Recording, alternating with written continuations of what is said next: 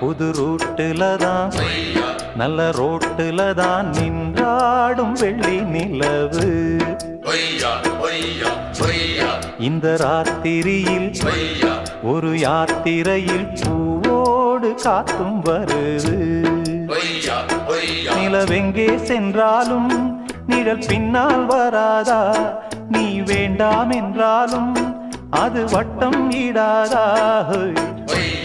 புது ரூட்டுல தான் நல்ல ரோட்டுல தான் நின்றாடும் வெள்ளி நிலவு.